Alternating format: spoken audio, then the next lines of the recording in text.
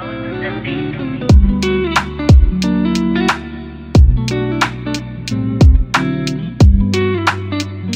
beautiful people of all ages, shapes, and colors, to another episode of the Hit Your Free Throws podcast, where we encourage you to stick to the basics.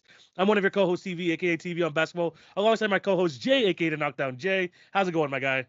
Man, the countdown to the start of the NBA season is getting smaller and smaller with every recording TV. By the next time you guys hear us, NBA basketball will be up and live. But today we have our last part of the 21 questions, and I'm very excited, TV. I'm very excited. Yeah, we have some hot fire questions here today, and like Jay mentioned, this is the final episode before the NBA season starts. I'm super hyped. I know y'all are super hyped, and we're gonna be talking about a lot of NBA season, of course, this season. And we have to go through these final 5 questions, but it's going to be an awesome episode. We have that today. We have the return of the bold predictions. You know, before every season, we got to give you some of like our hot takes, our bold predictions going into the season, and we're going to end it off with the quiz. But yeah, it's going to be a great episode. Thank you guys for tuning in. And we're going to get to the episode shortly. But before we do that, we do have to plug our socials. Remember to follow our individual accounts at TV on Basketball, at the knockdownj/routine jumper. Those links can be found in the description down below.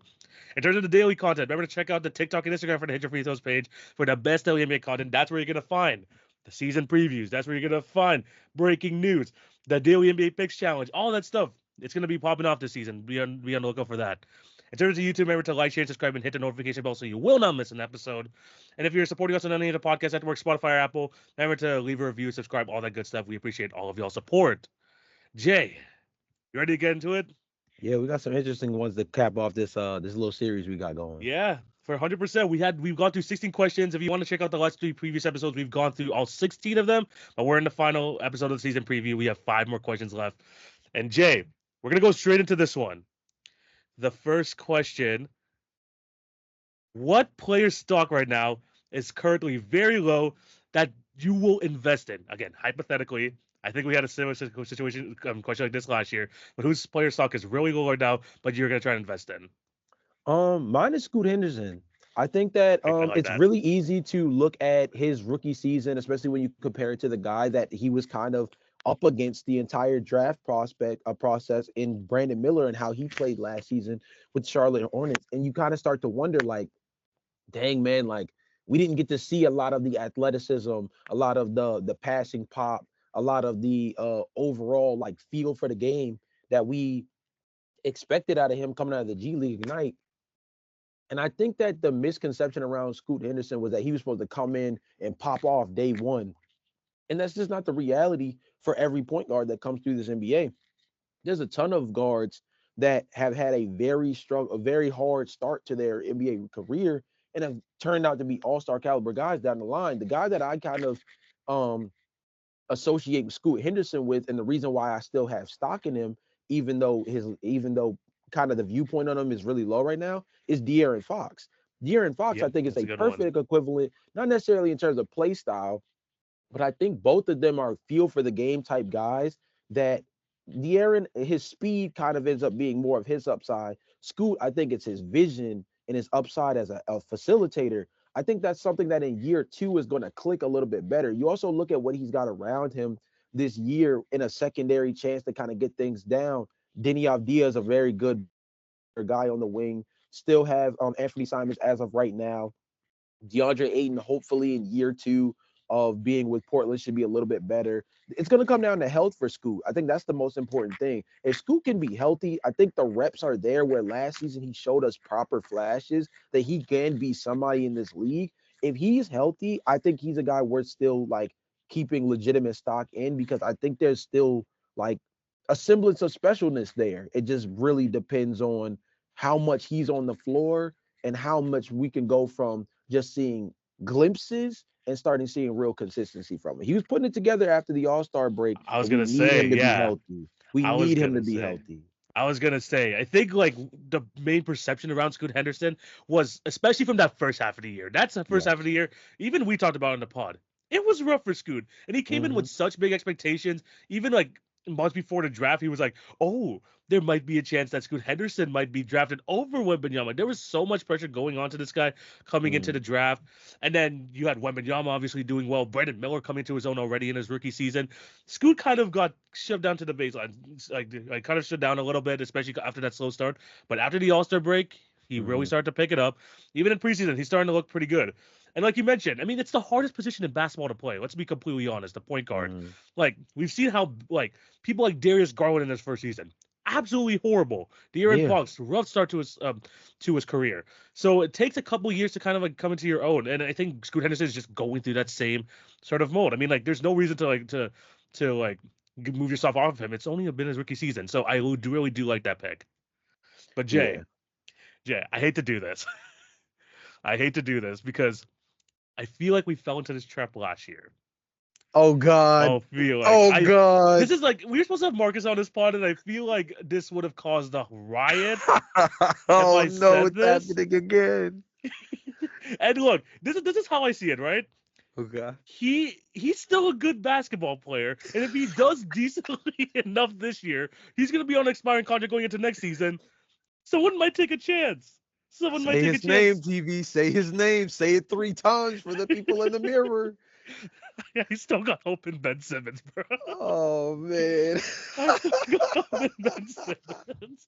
Look, man. Oh, Muscle Watch got TV feeling good about himself. Oh man. Bro, I'm sorry. I'm looking at like just shooting aside. Shooting aside. Uh-huh. Obviously shooting aside with Ben Simmons. But but this guy is on the court right now. Yeah. He still has like I see when I was just watching him during the Raptors versus Brooklyn game yesterday. This guy was still rebound, get down the court, push it. He still has the vision, still has the ability to finish at the rim. I still think there's a lot of good in his game, and he's only in his like mid-20s right now. Yeah. I think it just looks really bad right now because of his contract. He's getting paid like 40, like I think 80 million over the next 2 seasons. That's Yeah. what's making it look bad right now. But like I said, in a situation in Brooklyn where there's no expectations. Yeah. Literally no expectations. Me and you are expecting Cam Thomas to go like 25, 26 points a game this year. This is the type of season we see for the Brooklyn Nets. Yeah. If Ben Simmons becomes a serviceable starter, even like an above average starter in this team, next season, when his contract doesn't look as bad as an expiring deal, could he contribute to a playoff team either through a trade or some sort of thing in the buyout market? Who knows? Yeah. But I still think that there's something in the Ben Simmons as a player that he provides so much on the defensive side as a setup on the offensive end, being a force going to the rim. That his stock right now, I mean, you talk about his stock being low last year. His stock is even lower this year with the amount of time he missed last year. True. True. I feel like I'm still holding my stock. I'm still holding my stock. I had my stock in last year. I haven't pulled out yet. I'm still holding it, hoping that it'll turn around. I can't really be mad at it. At the end of the day, when I did my over-under for Brooklyn, my main thing was that like I tried to not include the Ben Simmons factor because I think it just like I think it influences people's viewpoints on Brooklyn too much. I do think at the end of the day, if he's competent and serviceable, like he's a guy who can walk around and average 15, 7, and 8. Like he can. Like that's just He could. he can do that without trying. That's the sad part about it. For me, Ben Simmons, the thing with Ben Simmons to me has always been a health concern, not the shooting. I'm past the 3-point shooting stuff. Yes. We're beyond that. And look, there's a lot of guys in this league who are not 3-point marksmen who have still created a serviceable career for themselves. He still, when healthy, has still had all NBA caliber defensive upside, along with the fact that he's a guy who facilitates the ball, he pushes the pace, he changes the overall speed that a team can play with tempo wise, both on offense and the defense. Honestly, he's a good player when healthy. I just feel like Ben Simmons and like Kawhi Leonard are like becoming the poster children for like when healthy, you have this insane viewpoint of what their apex is, but they're Yes. so unhealthy that we're starting to the line is starting to get blurred between who the player actually is and the guy we remember. And I'm getting more and more to that point with both of them because Kawhi Leonard is out indefinitely. We actually didn't talk about this on the pod last time because the news wasn't really like solidified by that point. But again, another guy. Now, thankfully, Ben Simmons coming into the year at least seems like he's At going the to be least. starting the At season. least. Yeah, it sounds like he's going to be coming into the year healthy, unlike Kawhi Leonard, who already seems to be, putting his stuff to the side and starting his load management. But if Ben Simmons, I mean, okay, look, I'm not going to go bold prediction here or anything, but I'm going to say that if we're talking about keeping stock in Ben Simmons, If I were keeping stock in Ben Simmons, Ben has to average 15, 7, and 7 to me. To even say that I feel like Ben Simmons is Ben Simmons anymore. Because I'm tired of putting stock in Ben Simmons through the hypothetical of who I believe he is without seeing it on the floor again. I think with the play style that he has, 15, 7, and 7 is almost sleepwalk numbers, to be honest. And he should be empowered in Brooklyn, given the fact that there's nobody star-wise that really catches your eye that says, yeah, that's the guy we're gonna put on our back. That's the guy who we're gonna jump on his back to get us through 82 games of a regular season. There's no individual that you look to and say that's the guy. So Ben Simmons, being the guy with the most upside talent on both sides of the floor, should be honestly should be the most empowered of any player on that team. 15, Hmm. 7, and 7 should be a baseline. And if we're keeping stock in Ben, then I think it's realistic. But at the same time, games played matters to me more with Ben than anything. I would say Ben Simmons is back if he qualifies for just barely under all NBA. So let's say if he can play 50 to 55 games this year, I would say that is a successful Ben Simmons season at this Yeah, point. because at least it's something to build off of, you know. Like we haven't Yeah, had like a even like half a season to see like what Ben Simmons can really look like on like a different team. At least if yeah, he can go play to 50, 55, potentially even 60 games this year, it's a yeah, nice baseline to kind of bait to kind of catapult him into the next part of his career. So that's good. yeah. Everyone's out. I know that if Marcus was here, he would be freaking flaming me right now. But I'm still on this Ben Simmons though. I'm still on this Ben Simmons hype. All right, Jay. Next question. All right.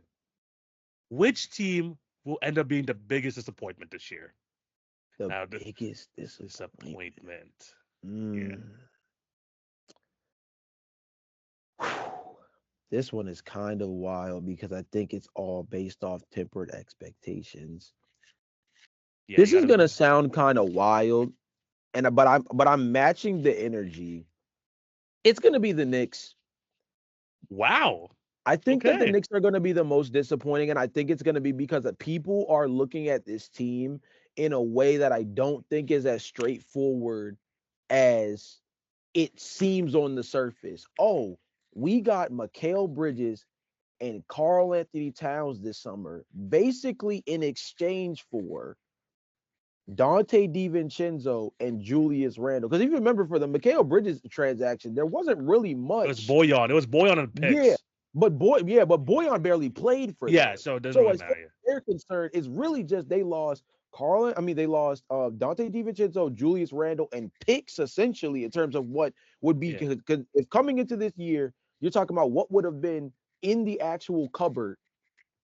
Yeah. Those are the two guys. Because Boyan, he would have been a trade chip, but he was not going to be rotation. He's Yeah, not for getting sure. 20 Yeah. rotation minutes. Not on this team. Not Yeah. with McHale, OG, Yeah. Josh. Nah, no way. Yeah. So when you really look at the value losses for this team, you say, okay, we flipped Julius for Carl, and we flip Dante essentially for McHale, and you're like, oh, that's an upgrade.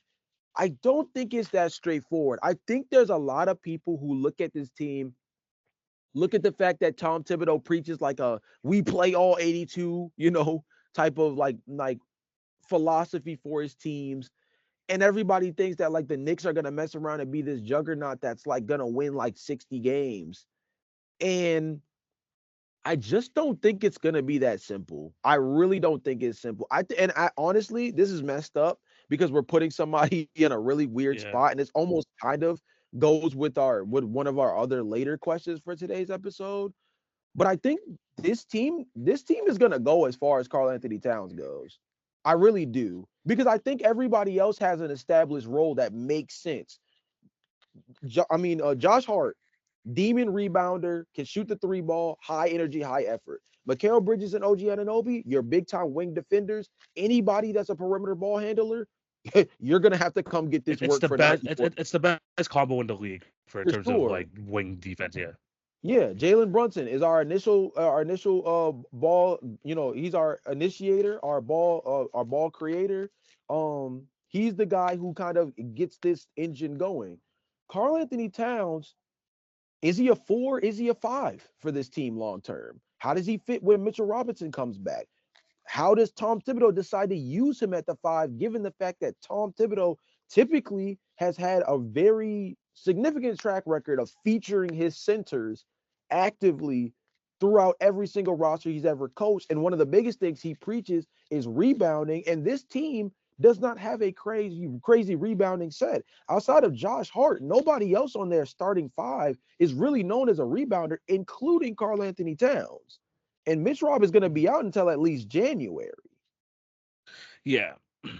Well, I don't know. yeah, I mean, like, I do agree with you in the sense where I don't think it is straightforward that, they're automatically going to be like a better team. We still, like, people like underestimate the fact that their depth has been kind of compromised through all this. Exactly. Their depth is definitely like lowered. Like, one more injury to the starting 5, and we can have like legitimate concerns with this team, Yes. with this New York Knicks team. Where I think where I still have confidence in it is that Karl Anthony Towns, when looking back at the Minnesota Timberwolves days, his best season was with Coach Thibodeau. He understood like how to fully maximize Karl Anthony Towns, and now in a better roster in this better scenario where he is now like the lone big man, at least for the until the January. I feel like he'll find his role there, and then when Mitch Rob comes back, he already has experience playing beside Rudy Gobert, so he kind of knows how to fit himself as the 4-man on his team. So at least like it's not going to be completely new to him. Sure, it's still going to be an adjustment period, but I still think it wouldn't be as bad. But the Knicks, I think, like expectations are all the way up here for them. I think it might be a bit too high to like in the preseason, especially because obviously Boston is still in the East, and then like the 70s, and then there's obviously some great teams at the top of the East. But the Knicks, there's definitely some things where there could be cause for concern in terms of, one injury away, and you already know what happens with like OG Anunoby amongst other players. We know that Karl Anthony Towns himself has an injury history, so that's sort of those sort of issues could prove to be very, very problematic if it does show up. For myself though, the team that I might lock in to be most disappointed in, and I feel like it's already starting, man. The 76ers. The 76ers. Yeah, similar reasons, I Similar. presume. Similar Yeah, reasons. for sure. I feel like, you talked about this in the last episode. I feel like this is the most ideal looking 76er team, like the best like looking 76er team that we've seen in the Joel Embiid era. You brought up Paul George, you have Tyrese Maxey, you've covered all 3, wing, guard, center positions. You have a bench now, you have a great coach. Everything seems to be looking up. But the problem is that your 2 stars are guys that have constantly not been there for their team when they needed it the most. It's not because of bad play or anything. Maybe Paul George in the playoffs sometimes, but at the same time, they're just not on the court. Yeah. We're already not going to see Paul George on the court for the start of the year. So this, just for me, just sets a bad omen that you're relying on 2 stars. Firstly, Paul George is in the latter half of his career.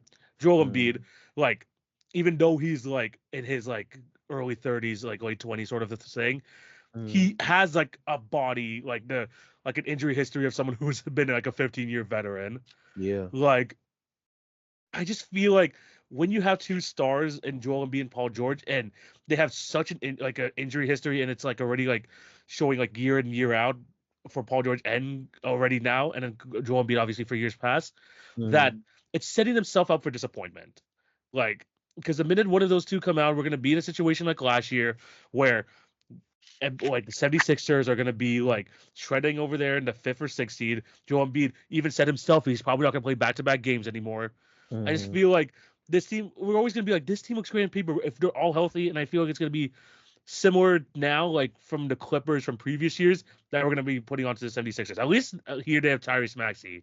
But still, I just feel like when you have 2 of these stars with such an injury history and you're going into the season trying to make sure that these guys are healthy, and now Joel Embiid's even saying that he's probably not going to play back-to-backs, I feel like we're setting ourselves up for disappointment with the 76ers. Yeah, to kind of take it a step further, if I'm not mistaken, Philly only has like 6 guys on the roster that played on this team just last season. And like, yeah, no, they've moved out. They've like moved like the roster like heavy. Yeah, and if I'm not mistaken, 2 of those remaining guys are KJ Martin and Jeff Doughton Jr. Like, This is not a team that's returning with some kind of level of continuity and then you just like dropped Paul George in. You know what I mean? This Yeah, is a team where Tyrese Maxey, Kelly Oubre, Joel Embiid, they're your mainstays. Then you have Kyle Lowry. That's your yeah, four. Then there's KJ Martin and Jeff Dowden. yeah. Those are Everyone else is the different. returning Yeah, six. So that means Paul George, Caleb Martin, Eric Gordon, Gershon Yabusele, bringing back Andre Drummond. Yeah, Drummond, yeah. Reggie Jackson. Like if you go down this list, they're going to have to integrate a lot of guys into this roster. And do I trust Nick Nurse to be able to do that? Yes. But it's going to take time. And it's almost going to feel very, very Clippers esque because there's going to be these constant on and offs where you're going to have one of the three, you're going to have two of the three, and then you're going to have three of the three. And we know all of those versions of the team are going to play and look very different. And I think that's one of those things where we're not going to have I think we're going to go this entire season not having a real beat on who the real version of the 76ers are. I really believe that Yes. we're going to get to the end of the season feeling like the 76ers build is just another one of those hypothetical super teams that we never got to really understand the full capacity of, at least in year one, because I feel as though you can pencil it in, like you mentioned beforehand. Joel Embiid's already said he's not playing back to backs. Paul George might not even start the season through the first few weeks on this team in terms of like actively playing. Tyrese Maxey is the only guy out of those three that we really kind of believe is going to have, real longevity throughout the year. And there's a bunch of other guys that are going to be integrated into the system throughout that time period as well. There's a lot that they're going to have to work through. And it makes me wonder with Philly, like the expectations with them are so high. And I just wonder if we're overthinking year one for them. Kind of the same way I think a lot of us felt Milwaukee was last year, bringing in Damian Lillard, right? I think you look at that season last year where you pluck Drew Holiday out, you throw Damian Lillard in, and you say, like, yo, these are two of the top 10, 12 players in the league Yeah. right now. Pair him with Chris Middleton, pair that with Brooke Lopez. You got Bobby Portis off the bench. This should be go time. And it wasn't that simple. I think Philly's in a very similar boat where just because you look like a 2K team does not necessarily mean you could throw them out on the floor and it's going to look exactly like how you imagine it. And I think it's going to take time. And I think that means that they're going to go through the typical growing pains that a newly formed team should. And I think this team should probably face even more struggles than even like a team like the Knicks because they have to make so many different pieces fit as Yes. opposed to the Knicks. I mean, Mikhail, he kind of just fits in easily. Play defense, Seamless. Yes. yeah, play defense, have some on-ball responsibility, some stuff that we saw grow through the latter portion of his time with Phoenix. Good to go. Boom. Everybody else is know your role. And then it's really just Karl Anthony Towns. Where does he fit? Philly, on the other hand, very, very different. 100%. And it's they need to have this like work quickly, like maybe compare. I mean, like same thing with the Bucks. Both of them are kind of like on this like this like imaginary clock because Yes. we don't know like how much longer, especially with the new CBA with like this cap with the cap situation and stuff. Are you able to maintain like all three of these stars alongside your bench? How long is Joel Embiid going to be able to be reliable, like number one option going forward? So Yeah. there's definitely same thing with like with the Bucks. I mean, they're going to be under a lot of pressure because although they have Damian Lillard for long term, you never know what's going to happen with Giannis. He's always talked about how he always wants to be competitive, and the minute he doesn't feel like they're going to be competitive, that there's going to be a chance for him to leave. So both of these teams, they're both, especially like on the more veteran side of things. I mean, we mentioned it last week. Besides Tyrese Maxey, this is a very old team in the Philadelphia 76ers. So Yeah. it's gonna there's gonna be like that pervial like time watch on them. So it's gonna be interesting to see how this season plays out. But it's already not off to a great start, especially with the Joel Embiid comments and Paul George, his injury status. Definitely gonna be tough. Mhm. All right, next question though, Jay, who is going to be under the most pressure this season? I didn't limit this to coaches, players, anyone. So this could be like anyone here. Who do you think is under the most pressure? Bucks management. There. Milwaukee Bucks management is in shambles with the way this year could go. Like the high to low ratio aspect for this team is dangerous. They need Yes. this team to work for the very reasons you kind of just alluded to, which is that like this team has the one of the smallest windows out of any of the teams that we consider NBA championship contenders. Contenders, yes. Milwaukee probably is the team that has the very smallest margin of error of any of those teams, I think.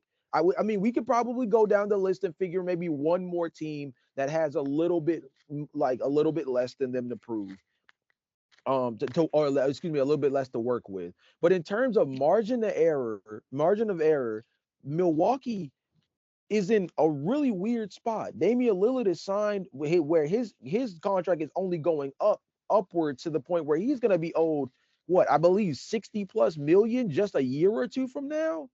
Yeah. Giannis Antetokounmpo, although he did re-up contract wise, he's easily their best tradable asset. That goes without saying, right? Yeah. So if they for any reason want to put themselves in good position to reboot, Giannis would be the guy you would have to move in order to be able to recoup any version of of relevancy in the near future, as opposed to kind of punt kicking, the next 5+ years of your organization down the drain. But this team is old. Brook Lopez, old. Almost left to Houston Rockets just this last summer, by the way. Yeah. Chris Middleton's coming off a double ankle surgery. They're hoping Gary Trent Jr. can be the perfect yin to yang with Damian Lillard after seeing how badly the Malik Beasley thing went last year, which was understandable. They signed Malik thinking that Drew Holiday was still going to be in the roster. Obviously, things changed. But this is a team that does not have a lot of space to come out of a season like this one, going out in the first round against a Miami Heat level team, right? Or like seeing themselves in the NBA finals and then getting kaput in 5 games. Like this team has to make their move now. And now, unfortunately, they're going up against a very, very stacked Eastern Conference, just the East alone. But they only have maybe this year and next year at best before we're starting to have like the real deep convos about blowing rosters up. If Minnesota was willing to trade Karl Anthony Towns because of how insane their tax bill was after just making the Western Yeah. Conference Finals, that has to stick somewhere close to Bucks management as like the okay, this window to make things work within our finances as well really is only as big as the numbers say it is. And the numbers say they have maybe 2 years max, and that includes this season. Yeah.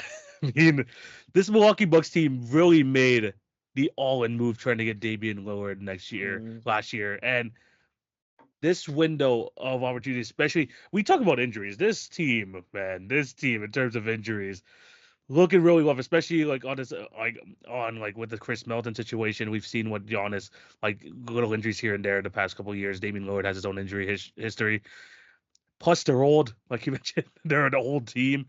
There's not much like lateral movement besides this. I mean, you made your lateral move and trying to stay contenders as Damian Lillard. Like, there's not much you could do to like improve this roster in the sense of assets, in terms of who they can trade as tradable assets. I mean, like you mentioned, their biggest trade asset is freaking Giannis Antetokounmpo. So they kind of have to stick with this. They just kind of have to stick with this. And if it doesn't work, it doesn't work. If it works, it works. And it's only like such a small window for it to work. Especially this year, now you can't have the excuse like last year, like, oh, you didn't have a training camp together or something like that, because you guys did have this year. So it's gonna be definitely interesting with the Milwaukee Bucks here.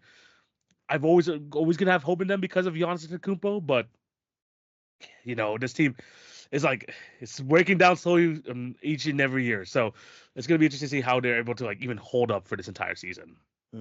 I was gonna go with the Bucks as well, but I did have a backup one because I feel like we haven't really talked about this guy in the preview so far. I feel like someone who's under the most pressure right now, and I think it's like kind of fitting that yesterday he didn't get the rookie extension. What's going on with Jalen Green?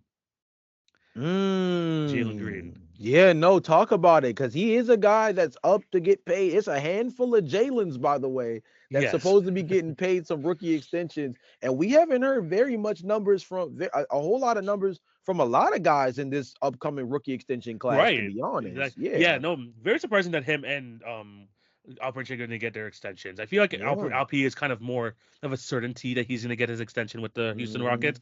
Jalen Green, though, Yeah. We talked about this last year, and I know Jay was not on board when I was like kind of hyping him up at the end of last year because it's March and April, Jalen Green. But we seen the flashes at the end of last year where he could be like a 24 plus per game scorer. This is what we were expecting when he came in from the G League Ignite into the Houston Rockets. This is why he was like so hyped up to be the number 2 overall pick. But somehow, some way, he got outshunned by Alperen Şengün in like throughout their tenure here in their first like 3 or 4 seasons. Yeah. This is, I wouldn't say make or break, but this is like the season in terms of make or break where they could see Jalen Green as a long term piece. Because we talked about it with the Houston Rockets. If there's one team that is not short of long term pieces, it's the Houston Rockets. They have like 10 or like 11, 12 guys that could potentially get minutes here, potentially get some run, which makes Jalen Green a bit more expendable. Yeah. Like, because if Jalen Green, maybe isn't part of your long term plans, make some space for Reed Shepard. This means that maybe Cam Whitmore can have more opportunities. This could Yeah. mean like and Thompson could get some more. Like it's just like there's so many guys just waiting on the wings here for the Yeah. Houston Rockets that there's a lot more pressure on Jalen Green this year to put together a full season Yeah. of consistent, good basketball play to really like put him to solidify himself as a long term piece here. Albert Good has done that already. People compare him to Yeah. Baby Jokic. Mm-hmm. So Jalen Green, if he can gather that March and April energy and like that type of production into a whole season, then I think we're safe. I think we're safe Yeah. with him being a long term piece. But he hasn't shown us in his first 3 years of his career that he could do that on a consistent basis. Yeah. And of course, people are going to say at the end of the year too, people are resting guys. People are getting more like prepared for the playoffs and stuff like that. So there's going to be like a lot less, you know, attention put onto that. So he has to put together a really good full season if he really wants to be a part of this Houston Rockets team. Because if he doesn't, there's a lot of guys waiting for him to take his spot.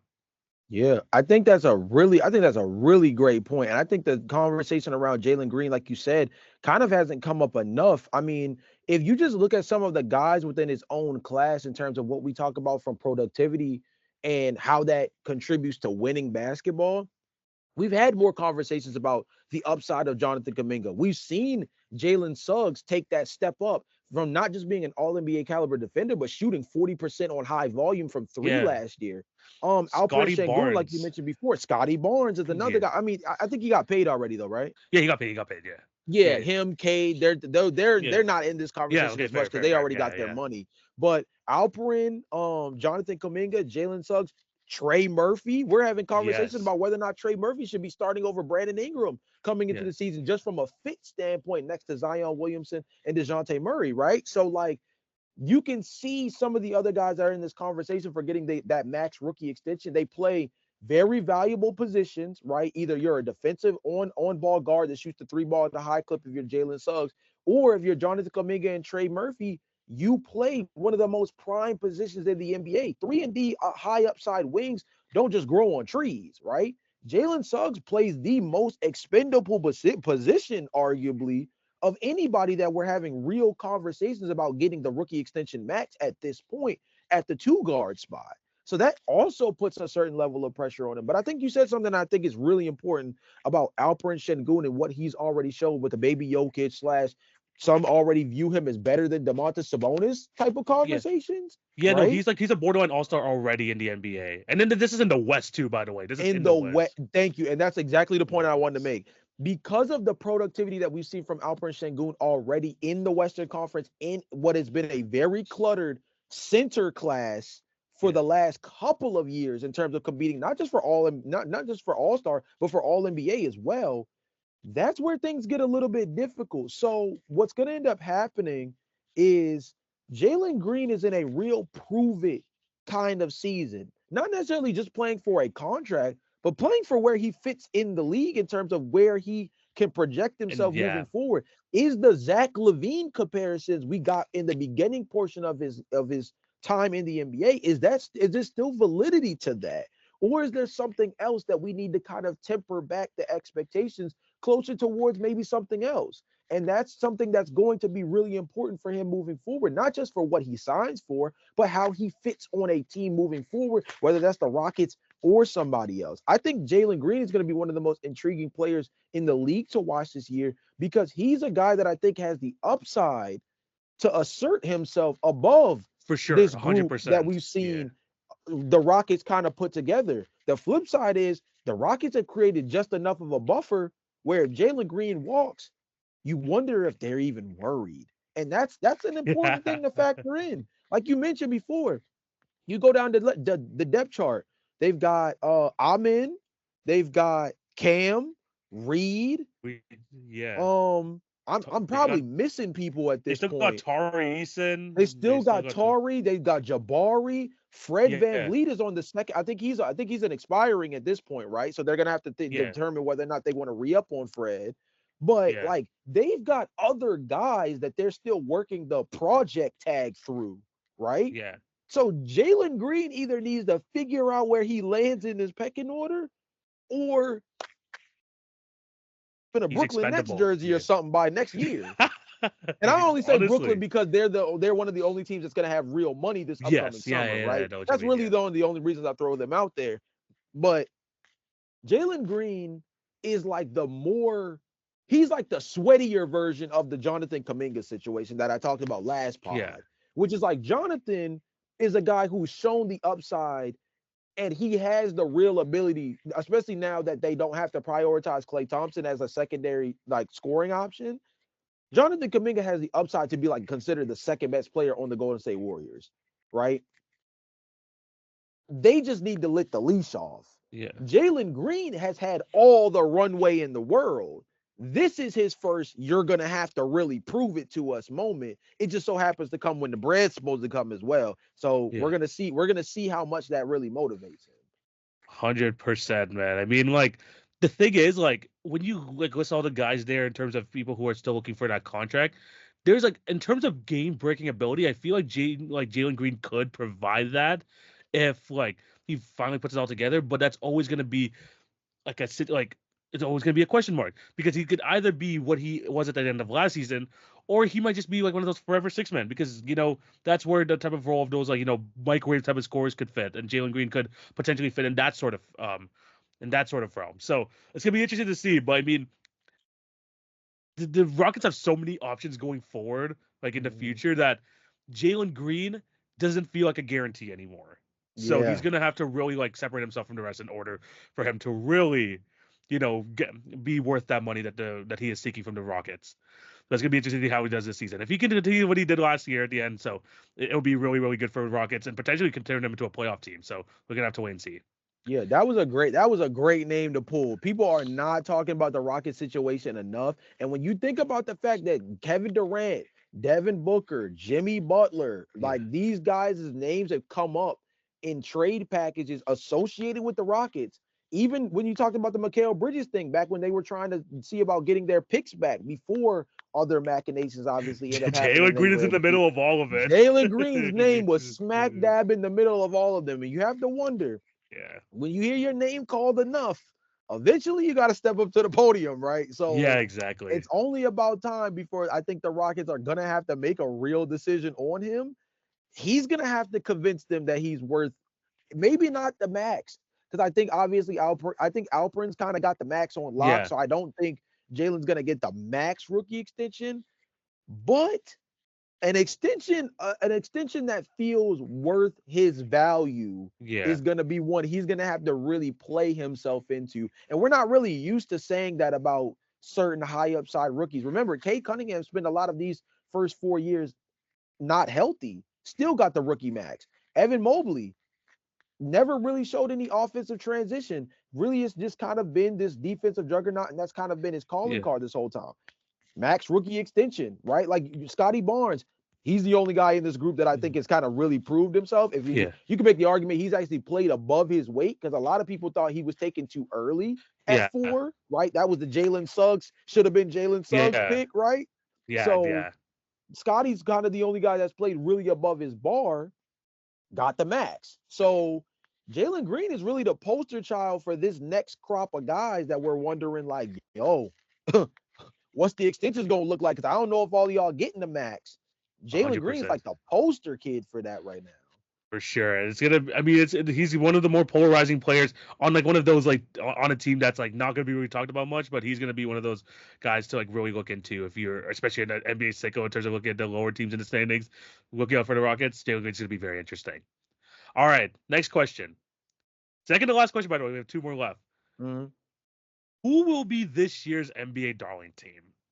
And to give you guys an example of this, remember 2 years ago when people didn't think the Sacramento Kings were going to be good, and then they became the light the beam team, top 4 seed in the West, took the Golden State Warriors to 7 games. Everyone loved the Kings at that time.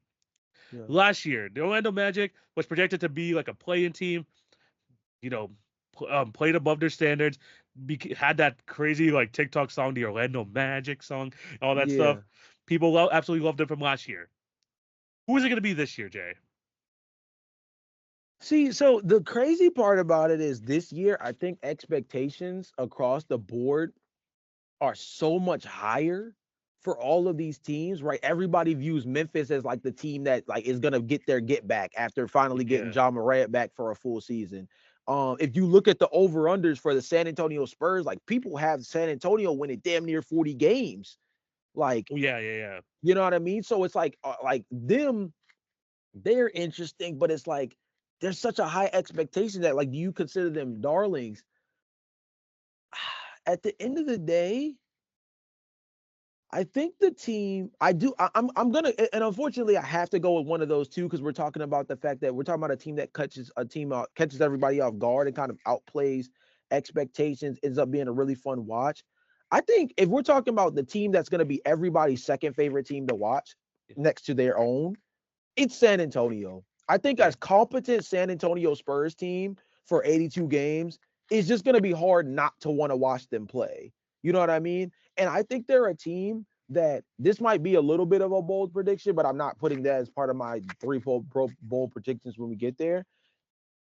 I think they're going to make a trade. I think they're going to make another trade, and I don't necessarily think it's going to be a win now trade, but I think they're going after a point guard. I think this Chris Paul thing is just a filler for the short term, but I think that they are going to go after a point guard. I think the Anthony Simons, the Darius Garlands of the world, I think those names are going to come back up again later Mhm. on in the year, and I think San Antonio is going to pull the trigger, and I think that's what everybody is waiting for. But in the Mhm. meantime, year two Wimby, shoot, TV, we were making jokes that year two Wimby was really right after the All-Star break to keep it a Honestly. bean, right? Yeah, We were making honestly. jokes about that just last year that we might be just seeing year two Wimby at the second part of the year, and really he's growing into year three, year four, stepping into his second season. So year two, Wimby is obviously going to be much CTV. Competent point guard play for 48 minutes between Trey Jones and Chris Paul obviously changes the dynamic of this team entirely.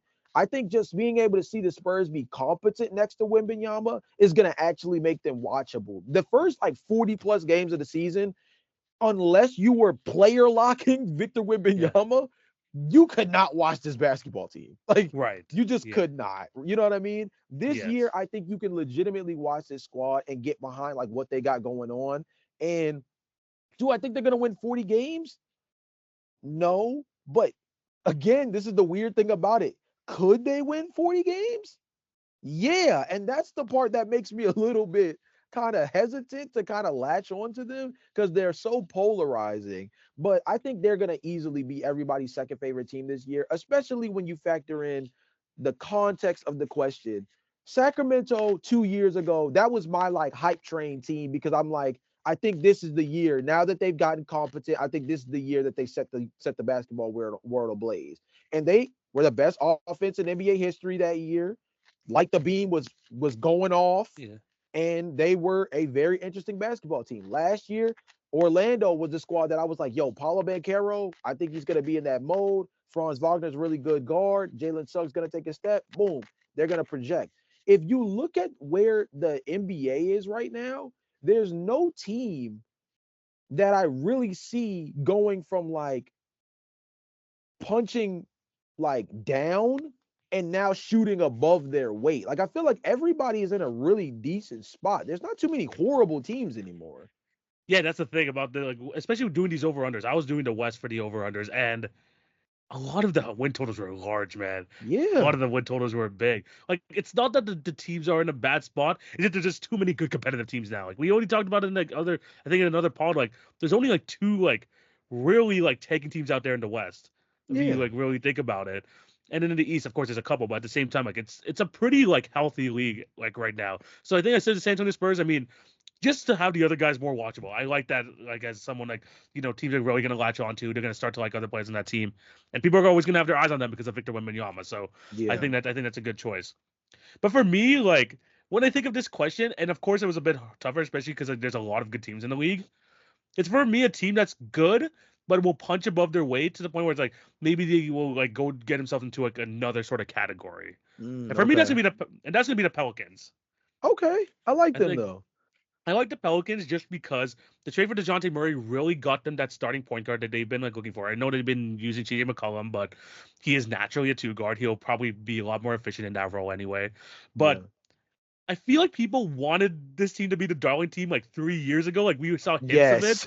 Like we Yes. we saw hints of this with the Phoenix Sun series, and Yeah. like they just couldn't be that because they weren't healthy enough. People were Mhm. going in and out of the roster. Yeah. But I feel like this is the year we can finally embrace this New Orleans Pelicans team.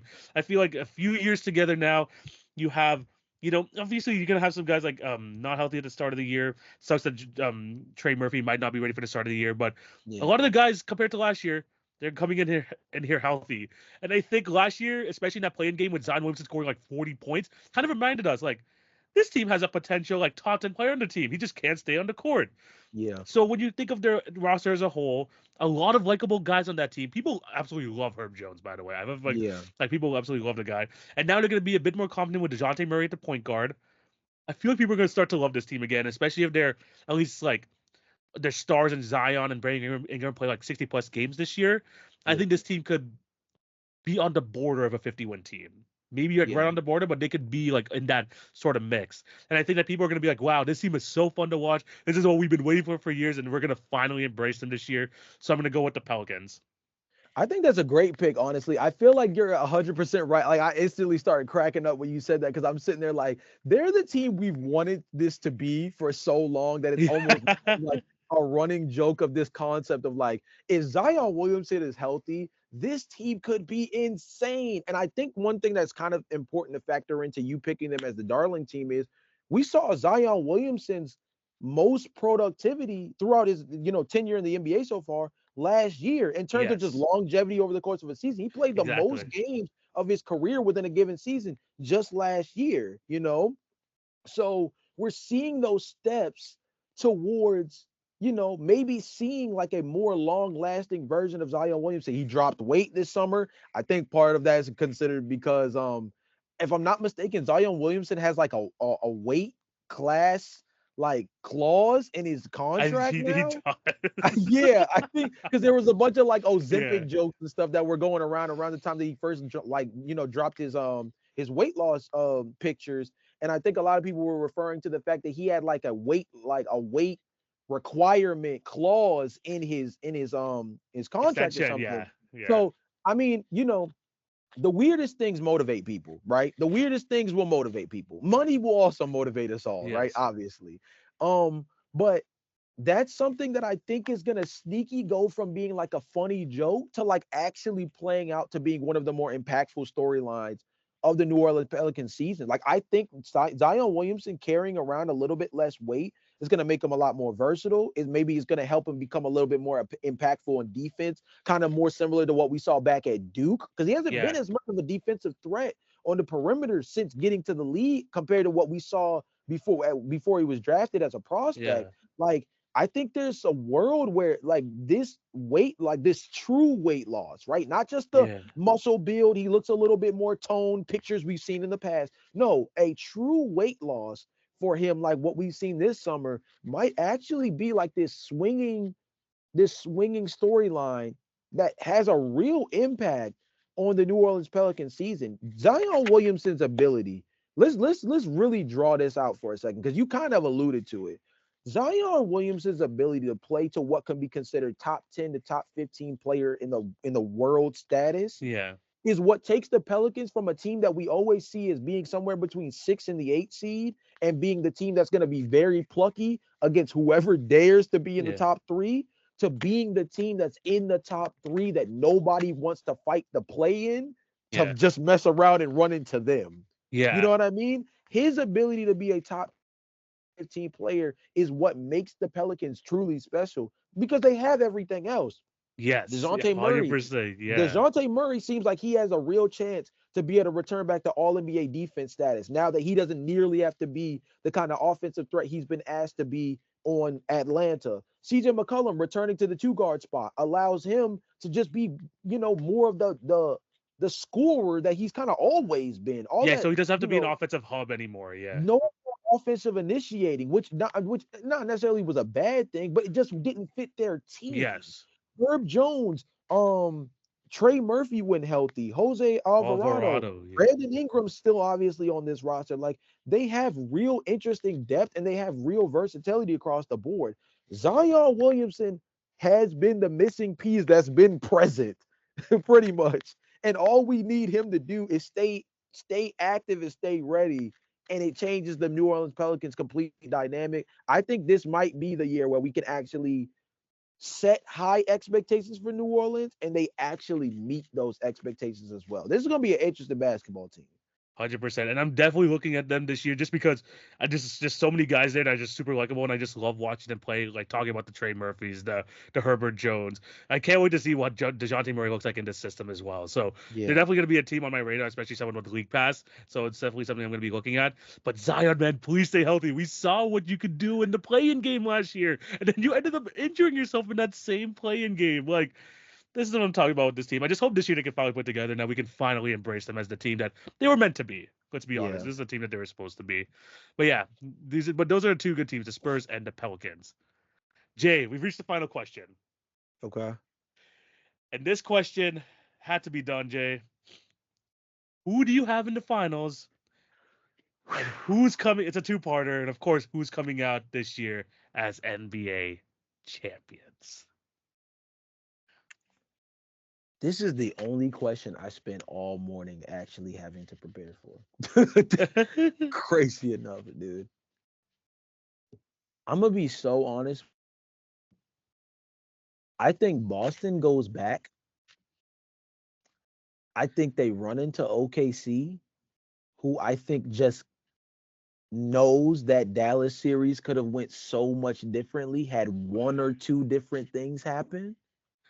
And they filled those two different things. Yeah. And I think OKC gets something done that once upon a time felt like a reality in the early 2010s that we haven't really seen since. And my boy Shea is a demon, bro. I think I'm taking OKC versus Boston, and I think I'm taking OKC to win the chip. Jay, you know what's crazy?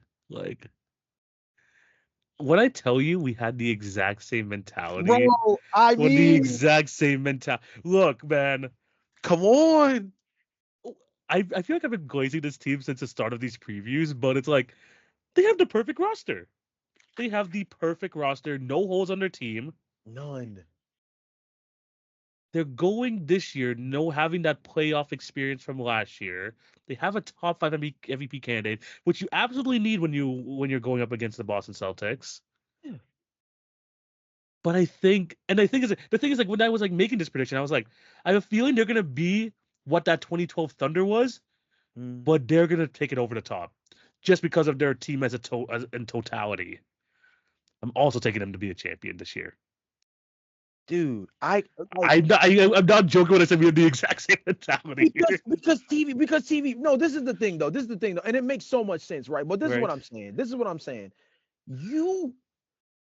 I just don't think you can tell me what this team doesn't do well. Their best player is a top 5 player in the world. Yes. And he plays on both sides of the ball. Yes. Your center is the ideal stretch big that also is an ideal rim defender, going to be top 5, top 10 in blocks by the end of the year. Your second best player is the prime position in the NBA at Yeah. wing with Jalen Williams, who has improved every single He's season, gonna by get the better, way. and he's only gonna get better. And he's one of Yeah. the leading candidates for MIP already, Yeah. by the way. Yeah. You have the bench depth with shooters like Isaiah Joe on this team, Cason Wallace in Lou in his second Dort. season, Lou Dort, Alex Caruso.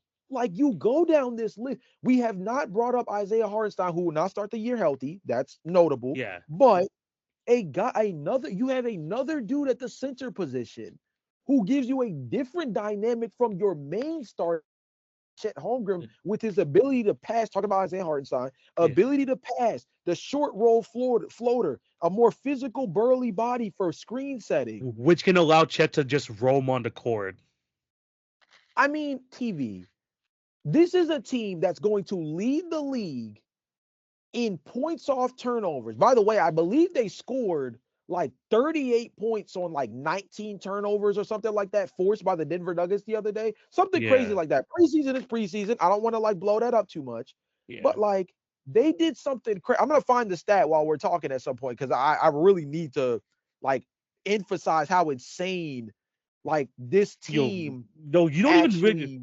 no, you don't even talk about like Aaron Wiggins, who made like a name for himself last year. You even talk about Kenrich Williams, who was great in spot minutes last year. Like this team is Yes. deep. This team has everything you want, and they still have like Nikola Topic coming the year after. They still have their chest of like draft picks. Like it feels like they have an embarrassment of riches right now, and I feel like they just like this team as a whole has like this whole situation, this whole rebuild was done absolutely perfect to a T.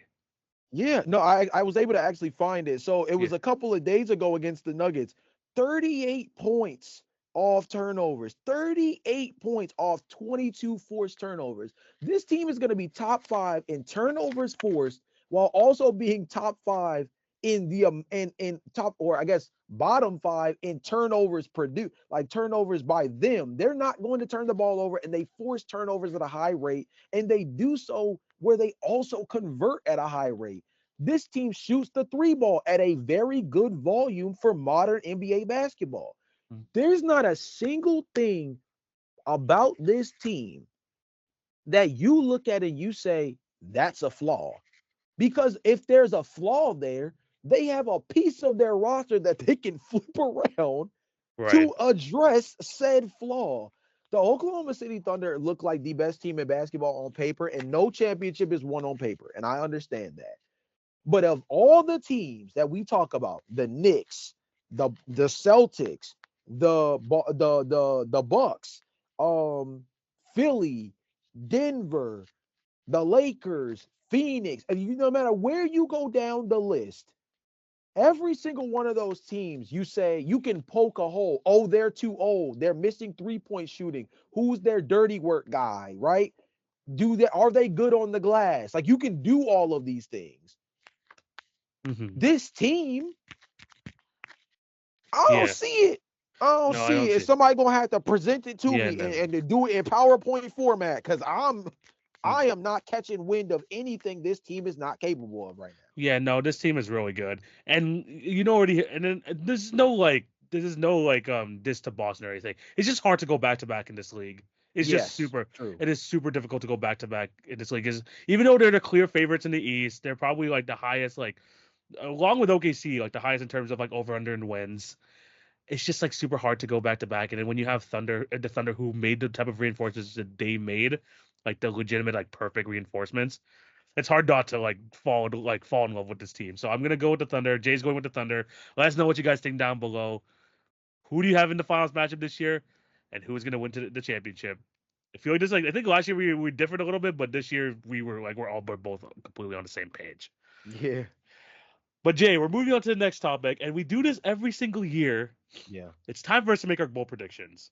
So it's three bulletin board like takes that we're gonna like hang on here for the rest of the season, but we're gonna like go balls to the wall with it. We're gonna be like, this is a Yeah, bold prediction. We're gonna stick to this, and we're gonna see how it transpires in the season. We have yeah, three each. We're not gonna go too deep into them because it's gonna be like super like some of these might be insane, but we're gonna go for it. Jay, yeah. we're gonna go back and forth. I'm gonna give you the first one. What is one of your bold predictions? My first one actually picks up where we just left off with the Oklahoma City Thunder. And not only do I think they're gonna win the championship, But outside of Rookie of the Year, which I don't believe anybody is really eligible for, considering that Topic is not going to be playing this year, I believe that the Oklahoma City Thunder are going to have one All NBA player on all NBA teams. That means first team, second team, third team, all defense. Like, I think they're going to have at least one guy on any of the All NBA teams. And I think that they are going to have a top 5 finalist in every single NBA award category this season. Every single one. Coach of That's the Year, crazy. MVP, Most Improved, Clutch player of the year. DPOY, Clutch Mhm. Player, Six Man. I think It's that they are going to have a top 5 finisher in every single major NBA award, aside from Rookie of the Year, because they don't have anybody that's necessarily eligible. I think that they are going to have a guy finish top 5 in every single major NBA award race. that's good. That's a good one. That's a good one. Funnily enough, one of my bold predictions has to do with OKC, but this one's kind of insane. So Yeah. Pretty layered. So layered. we're gonna have to keep real tabs on Yeah. this one. But Yeah. think about that. That's a season where they could end the year with Shea Gilgeous-Alexander as Yeah. MVP and Clutch Player of the Year, Chet Holmgren as DPOY, Jalen Williams as Most Improved Player, Alex Caruso or Isaiah Hartenstein as Sixth Man of the Year, as Coach of the Year. Like, that would be one of the most paired with an NBA championship. That would easily be the most decorated NBA season we've ever seen in NBA history. Jay, what if I take it a step forward? Like, I'm because prepared to hear it. I'm prepared to hear it. has there ever been an NBA team that has won a championship but also won the NBA draft lottery? What? I don't The think so. the Clippers, in my Maybe they won opinion, it the next exact year, but not the year. No, I don't think so. I think my thing is it's kind of layered. I think the Clippers makes the playoffs completely, Okay. but their 2025 pick technically belongs to the Houston Rockets, but the OKC Thunder have the right to swap. No. They have the right to swap. I think the Clippers have a 2012, like a 20, it was a 2011, 2012, where I think it was Kyrie Irving. They had the 10th best odds in the draft. They move up to number one, and the OKC forces the swap. They win the lottery. What? Okay, TV, I'm not gonna No, lie. If this one hits, that is nasty work. That is nasty work, bro. no, Oh my because god. I was thinking about like where the Clippers are and they're like what picks do they have left, and I realized I'm Yeah. like, yo, the Thunder could have could have control of it. If the Thunder moonwalk they way into the best regular season in the NBA, win the championship, decorate it in NBA awards, and then mess around and get Cooper flag, that would be the most disgusting thing I've ever seen in my life. I'm like running with this narrative. This could be insane. I love Oklahoma City and I love their construct. Jalen Williams is one of my favorite players. Yeah, Shea Gilgeous-Alexander, as you know, is my favorite player next to like DeMar yeah. DeRozan and Ja Morant in the league right now.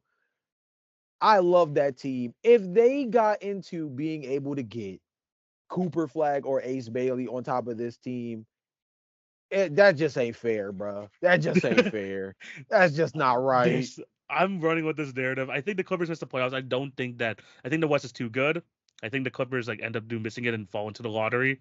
But the Mm. fact that their pick has a chance to to be swapped to OKC So is gonna yours be is two insane. part. Yours is two parted though, because I Yeah, guess part of yours yeah. is Clippers, that the Clippers are going to miss the playoffs. Yes, yes, Okay, so I mean, hey, that's a real domino to fall too. Kawhi Leonard not starting off the year on the healthy note, and we don't even know when the heck he's gonna play. This yeah, team is not very deep.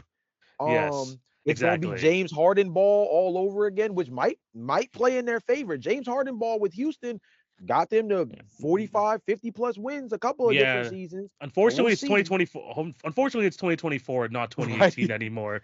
Yeah.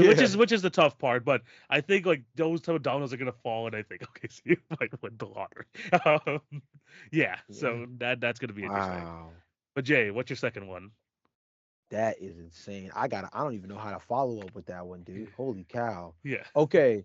My second one is that I believe that one of Darius Garland, Donovan Mitchell, or Jared Allen will be traded by the NBA trade deadline. Wow. Okay. Yeah. Okay.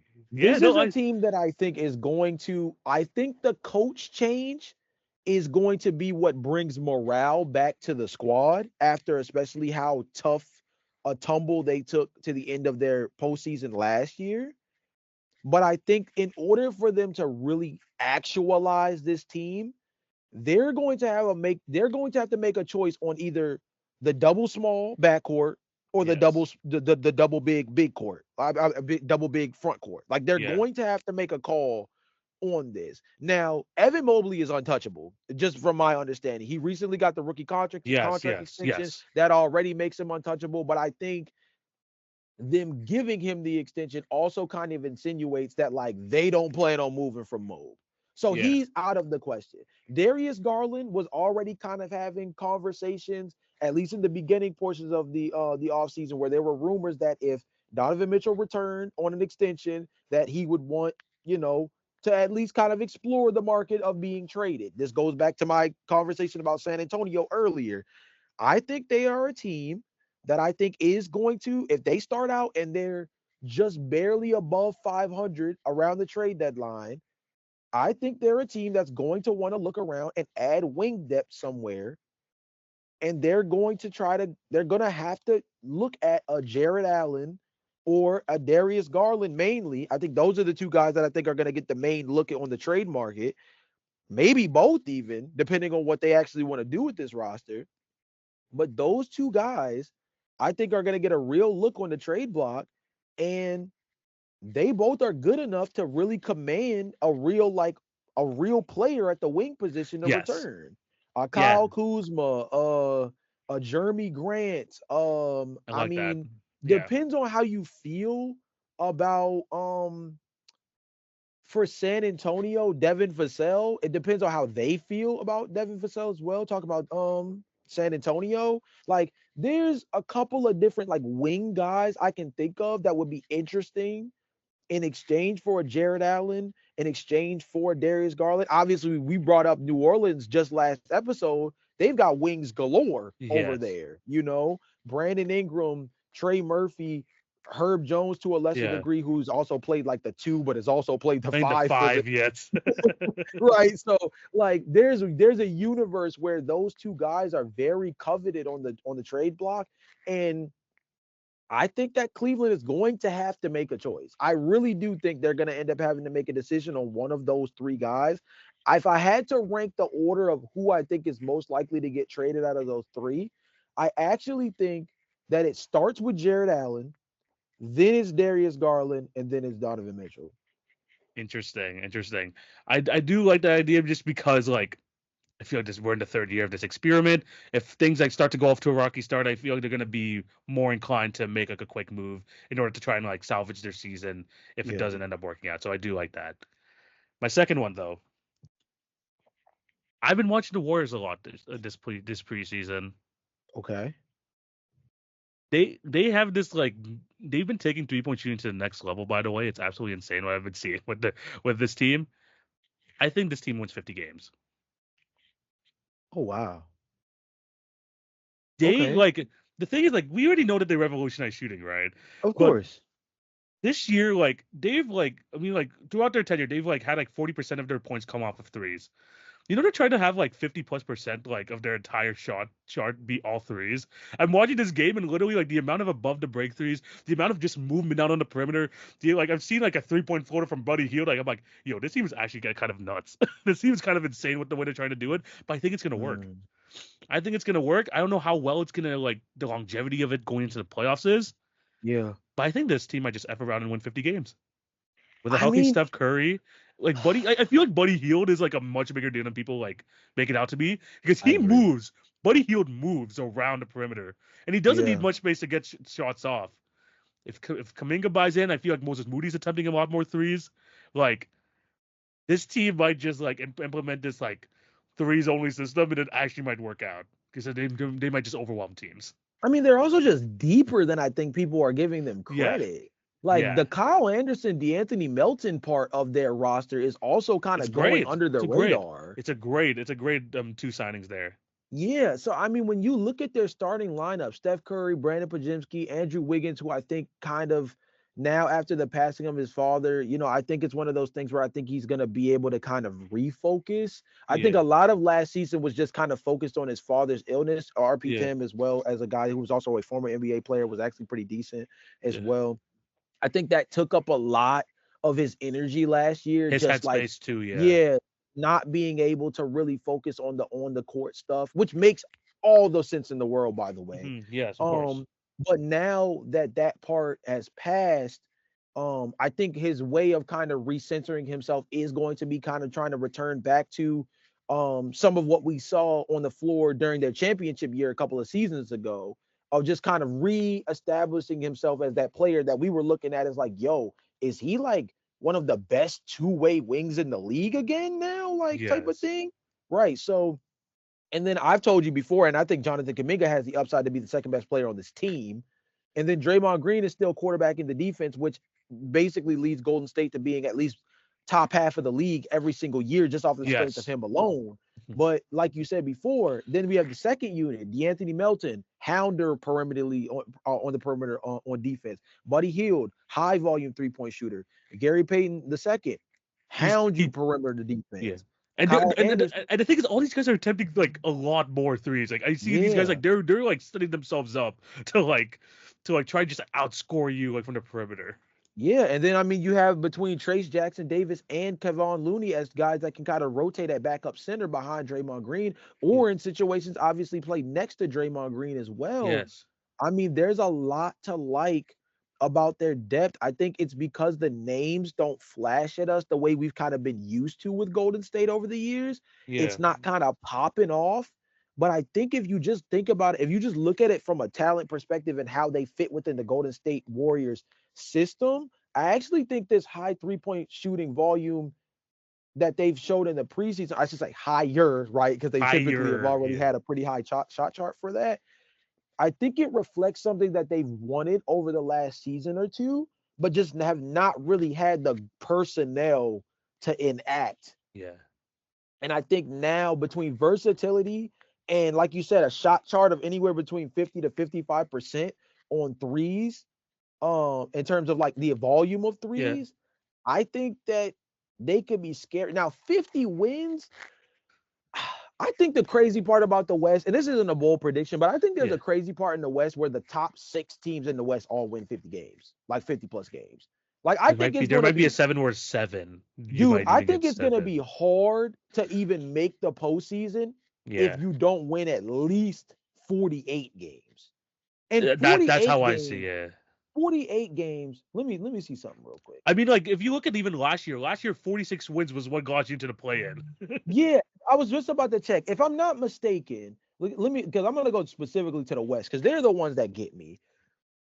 Like you said, 46 wins was the cutoff just to be at the bottom portion of the play-in.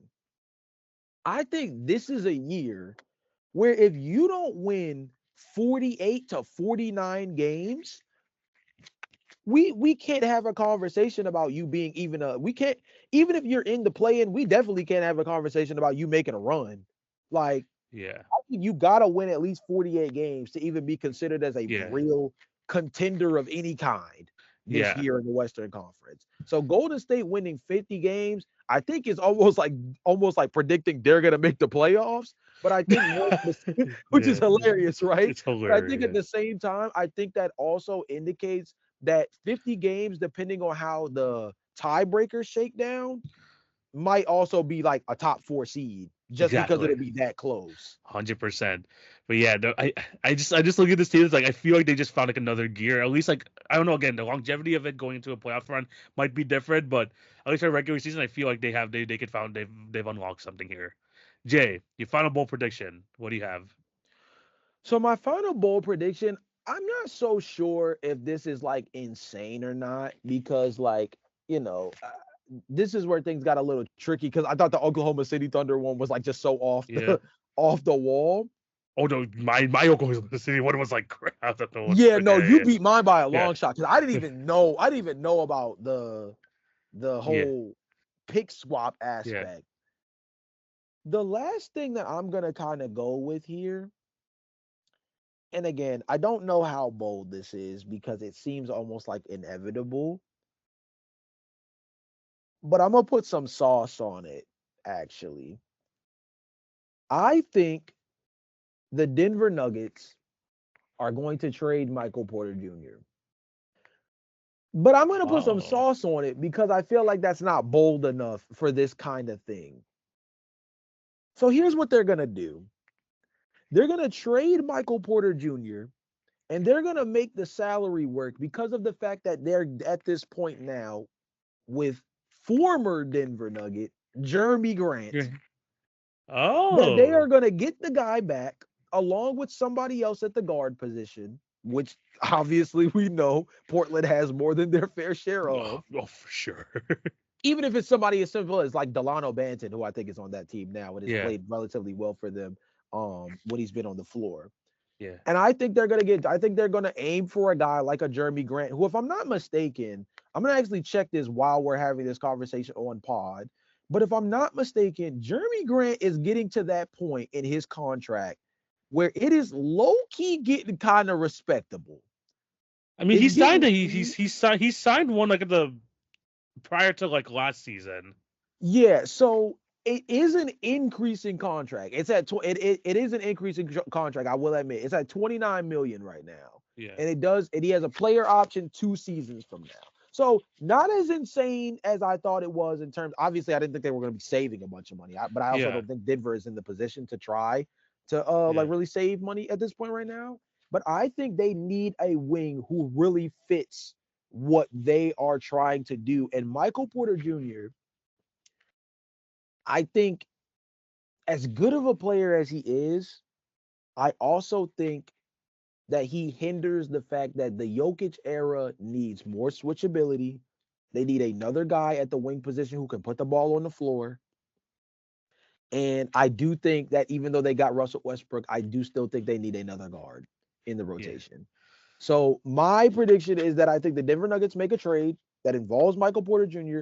And I being specific, which means this one is probably less likely to happen, but yeah, being more specific, just to throw some sauce on it, I think they aim for a guy like getting a Jeremy Grant, or I'll throw out a Kyle Kuzma yeah, as like the wing position guys that they go after in order to kind of maximize a more switchable, yeah. versatile wing to fit their team.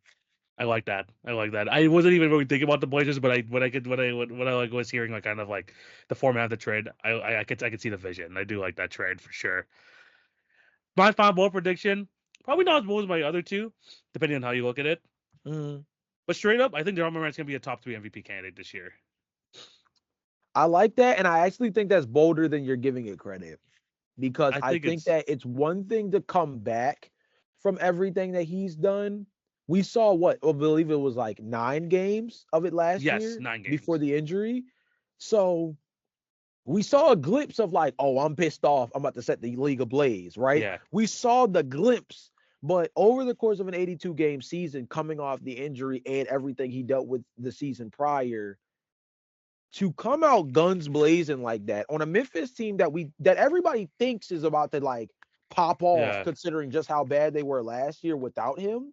yeah, Him returning back to not just being like an all-star, but like an MVP caliber player, that means a lot because you have to yes, look at what the world of the NBA at the point guard position has been like in the one yes. year that Ja was out of the convo. That's what I'd be like. He wasn't even like some people didn't even have him in top 5 MVP and top 5 point guard convos, which And this just Yes. shows you how deep the position is, but also I think it's kind of ridiculous. People forgot how great John Morant is. Yeah, Yeah. recency bias has shot certain players very, very high up the pecking order. Jalen Brunson obviously has been like the poster child for this like ascension. But when you kind of look across the board, let's think about all the guys who have like really started to make a name for themselves just in the last year. Um, Obviously, De'Aaron Fox's consistency has really helped him. Mhm. Tyrese Maxey is starting to get really boosted. Tyrese Halliburton is there. Obviously, Steph Curry is still in the conversation. Luka Doncic is still here. Shea Gilgeous-Alexander, obviously. Like the conversation around the point guard position in just 1 year without John Morant in it has gotten very compact at the top. And so where John Morant fits in all of that does kind of rely on him kind of breaking down the recency bias and reestablishing himself this Yes. year. So him finishing top 3 is more than just a bold prediction about him as an individual player. It's about where we view the point guard landscape moving forward. I think that's Yeah. actually a big prediction.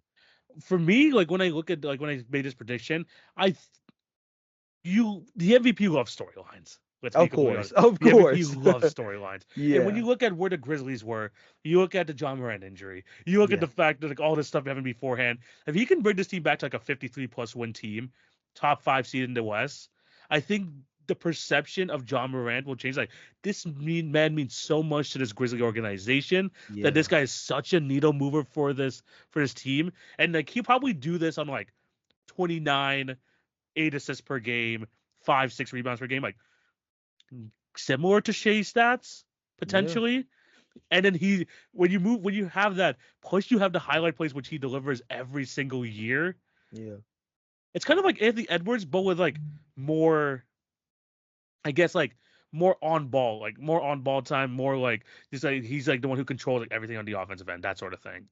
But I think that like if the Grizzlies like end up being that 53 plus win team and like John Morant continues to have that great of a season, I think that people are gonna like run with the narrative saying like, people forgot how great John Wall was. Sorry, not John Wall, John Morant was. Mm. And I think I think that's gonna propel him into this like MVP conversation. I think he's gonna be absolutely fantastic this year. I mean, I think also just the fact when you talk about MVP specifically, if they win 50 plus games, like it's gonna show itself. When he didn't play last year, they won 27 games and went through like 8 billion. They went through 18 different versions. No, excuse me. I think they went through 33 variations Of of the their starting starting lineup, five. yeah, most in NBA history. Yeah. Come on now. Like I know Yeah, that's like unprecedented injury luck for them, right? Across the board, not yeah, just like in their point guard ranks and stuff, right? yeah, But last year they had one of the most insane injury carousels we've ever seen, and they won 27 games last year. If he comes back and swings them, of course, them being healthy also helps. But if he comes back and swings them to being a 50 plus winning team, that's a 20 plus game swing over the course of from one season to the next. It will quite literally show his value to the team on a night to night, season to season basis. John Morant has a really good storyline behind him reasserting himself as one of these top guards. I mean, I'll keep it a beam with you. I think there's a world where 3 to 4 out of the 5 top guys we consider at the end of the year are all going to be at the guard spot, which is for very sure. different compared to what we've seen the last couple of years. 100%, 100%. But yeah, I have a big expectations for the Grizzlies, and I think John Morant's gonna like continue to get back into form. Let us know what you guys think of our bold predictions down below. If you have any of your own bold predictions, let us know in the comment section as well as the Instagram, the YouTube, all of that good stuff. Jay, it's been a fantastic episode. We've gone through our season preview, Jay, and we're about to come into the NBA season very shortly. But Mm. we got one more. We have one more topic here today. We have the quiz, and like I mentioned before, it is part 2 of the Who He Played For quiz. Oh God. Jay got 42 out of 47 last game. He missed out on Cody Zeller, but we have another group of guys here today, Jay. I hope you brush up a little bit because we have some guys here that you're gonna go through. Again, Alrighty. we have 4 easy, which is 1 point Okay. each, 4 mediums, 3 points each, 4 Mm. hards, which is 5 points each, and then 1 impossible. Okay. Is it the same? Is it the same concept as last time? Guys who changed teams this offseason, or are we going with a different Yes. theme? Well, I won't say. I won't Okay. say. Okay. All I right. won't Okay. say. Fine. Fine. Fine. I won't Fine. say. Okay. Okay. But yeah, still 47 points on the board. Let's see if he can get better than his last attempt. All right. Okay. First guy, we're starting with the easies. Okay. Josh Green, who he played for. Josh Green was thrown in the trade to make Klay Thompson happen. So he's with Charlotte, I believe. Charlotte. Yep. Josh Yeah. Green is on the Charlotte Hornets. 1 point on the board. All right. Next guy, Larry Nance Jr., who he played for. Larry Nance. Why do I feel like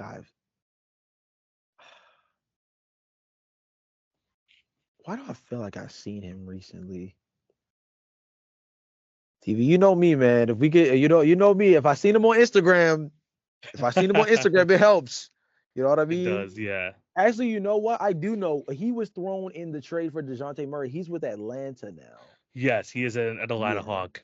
Yeah, that's Larry what I Nance Jr. thought. is over He was there. a throw-in for that trade too. Yeah, The he's a more good you backup look center. He's at, gonna be a good backup center for them. He'll be a good yeah, backup. I think that was actually a pretty decent. Like people didn't talk about that part because obviously I think Dyson Daniels and the picks was like Yeah. the main focus. But yeah, that he's gonna be solid for them actually. Yeah, he will be solid for sure. Next guy though, Dario Saric, who he played for. Okay, I just seen his name recently too, but that wasn't that wasn't an Instagram thing. That was like I was going through rosters situation. Where the heck are you though? Where the heck are you? Oh, you know what? He came up because he came up last pod. He's with Denver. He's He's on the their Denver backup Nuggets. center, hopefully over DeAndre Jordan at Hopefully this he's their rate, backup right? center. But yeah, he did come up. I do remember that. He is Yeah, on the Denver Nuggets. yeah. One more for the easy for the easy section. Mhm. Spencer Dinwiddie, who he played for.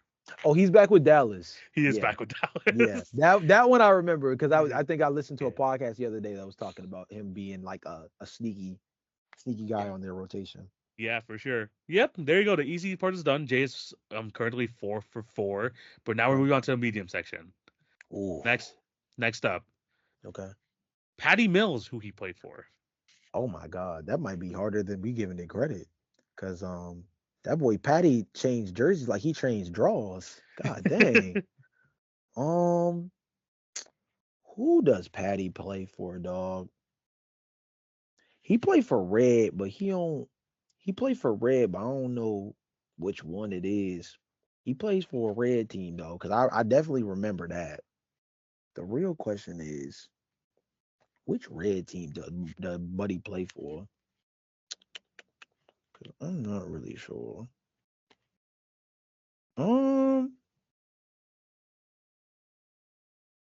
is he on like Miami? He finished the season last year in Miami, but he's no longer on the team. He's with the Utah Jazz. Oh, okay. Nah, I was okay. So I was Yeah, still projected too much for last year. yeah, Okay, yeah. so No worries, yeah. no worries. Yeah, it's all right. It's okay. We will move on to the next player though. Okay. Doug McDermott, who he played for. Dog. Former Bull. I have to get him right. I have to. It's like if I don't, it's like how loyal are you? You know? He started off his career with the Bulls, and he did, right? I Yeah. think yeah, he did. Yeah, he did. You know what's funny? He's one of those. He's one of those ESPN graphics where he like just signed, but nobody cares. Yeah. He's like, yeah, I've definitely seen a graphic of him, but again, do Yeah. people really care about Doug McDermott? I was trying to like convince people that he was actually going to be a good member of that Pacer team last year, and it really wasn't the case. Which is the reason why I'm like, I think this was super recent too, which is I'm trying to think. Follow all 30 teams on Instagram, by the way, guys. This is I do Yes, past quizzes like this. Um, I think he's a king. he is a Sacramento King. Doug Okay. McDermott signed Okay. a 1-year deal with the Sacramento Kings. All right, next one. He's back in the league. Damian Lee, who he played for. Damian Lee. Oh my God. Well, you can't bail to your normals. We're so used to this man being on the West Coast. We're so used to this man being on the West Coast that I mean, he's been usually a year off in the NBA, but he's back in the league. Yeah, we're so used to him being on the West Coast. I don't know if he over there anymore. Because we seen him with what's it called? Actually, you know what? He might still be over there because I only know Buddy for two teams, really. Is he back with Phoenix?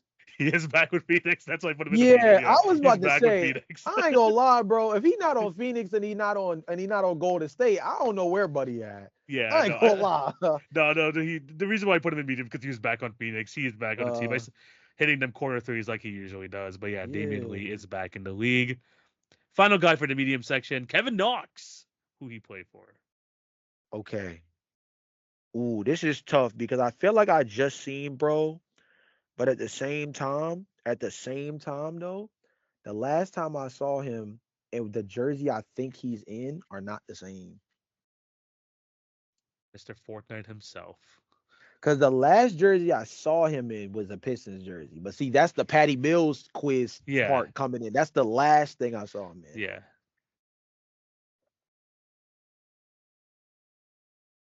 This might actually, you know what? I just was on basketball reference during us doing the bold predictions. So I'm trying to think. I literally just seen bro name, but just try to remember what team it was.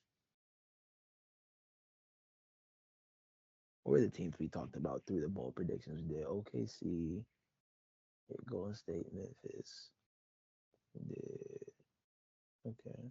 I'm gonna say Golden State. He is on the Golden State Warriors. Kevin Knox is Okay. back on the roster. I don't Wow. know how much he's going to contribute to their 3-point shooting revelation, but he's Hmm. on the roster nonetheless. 3 out of 4 in the mediums. It's okay. There's just a little bit of a hiccup, but you only got one wrong so far. We're gonna take Okay. it a step up now, though. Ooh The wee. Here we Hards. go. First off, Drew Eubanks, who he played for. Big Drew. Oh man. Last time I saw Buddy, he was in a Phoenix uniform. But now you are backup center.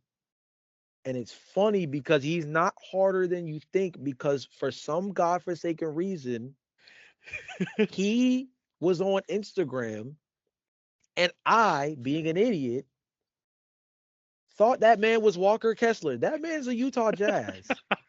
I don't know why I thought this at the time, but I saw him pop up on my timeline. It was like those little you know those Yeah, those posts where they say where every single whatever year each yeah, player is in the yeah, league. It was one of those posts on Instagram, and for some, it said year 7. I yeah. remember this. It said year 7, and I was so confused because I thought I was looking at Walker Kessler, He's and like, I he was hasn't like, been in the wait a league minute. that I long. was like, wait a minute, brother. If he been in the league this long, he would not be in Utah anymore. Well, Yeah, let's start there. So like, what's exactly. going on here? Yeah, it's And Drew that's Eubanks. why I remember that. That's Yeah, hilarious. yeah. Utah Jazz What is the where heck? Drew Eubanks is right now. That's crazy. The crazy What the pull. heck? Very nice. Very nice. All right. All Next right. up, we got big body David Roddy. Where does he play No, for? because he was just no, because David Roddy has not. By the way, David Roddy, shout out to you, brother. I know you've had 3 different apartments this summer. That shit's crazy. like, like for real, like OD, Yeah. bro. That man has had 3 different. He's had 3 different apartments. But me being the fan that I am, I know he's an Atlanta Hawks dude now. Yes, he is a member of the Yes, Atlanta Hawks, David yes. Roddy. Oh my Uh, gosh! I Shout thought out this to man. him though. Shout out to him. I thought that Jeez. he was a good role player for those Memphis Grizzly teams. Yeah, man. Like Yeah, I thought he was pretty solid. He was on Phoenix for a phone yeah, call. Like he was. like Yeah. for real. Like come on, dog. This is Yeah, poor crazy. guy, poor dude. Hopefully he sticks around in Atlanta for a bit. But yeah, good pull Come there. on, man. Next up, Chuma Okiki, who he played Okay. for. The crazy part is I feel like this is a trick question, but I know it's not. But I feel like it's a trick question. I feel like it's a trick question, but I know it's not. Because you know that he's been on Orlando forever, but you also know that they had to let him walk this summer. Yes.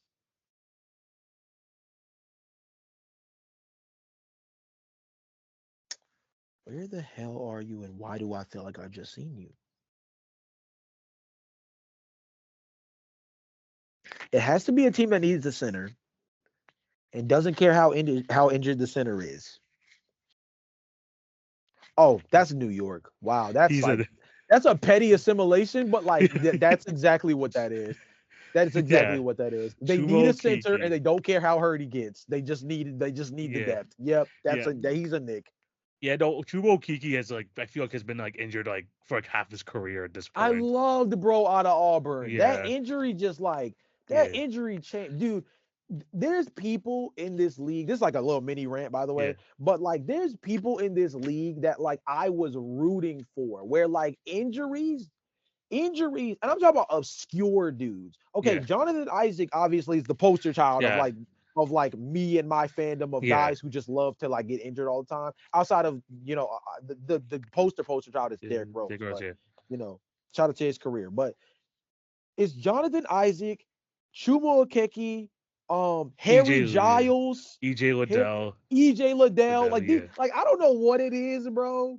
But it's the guys that I be wanting to see win the most that like I know are not gonna be like superstars, but I think they're just gonna be like really, really good guys for their position at the wing spot. Can't stay healthy, man. Just They can't can't stay stay healthy. 100%. But yeah, Ah, that's yeah, Chumo crazy. Kiki is on the next. He's been in Orlando forever, and he finally Yeah. got to move out of there. But yeah, the New York Knicks is there. Final player for the hard section. Okay. Welcome back to the league, Jarrett Culver. Whew, okay. Let's think about Speaking all of the guys, teams. top five pick by the way, Jarrett Culver. Yeah. This guy turned into absolute nothing, bro. This guy, Let's talk about all the teams that we've seen him on before. So he's been on Memphis. He's been on Minnesota. He's been on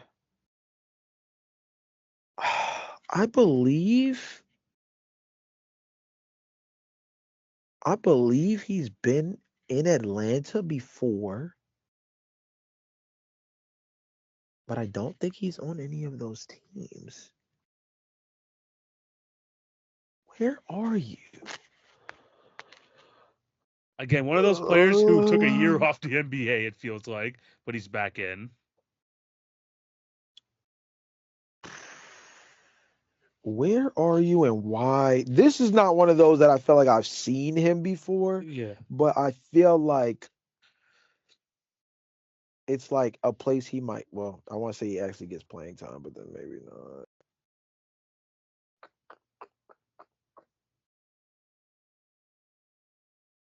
Is he like buried in like? Well, I don't want to name two teams because that's technically cheating. Yeah. Um,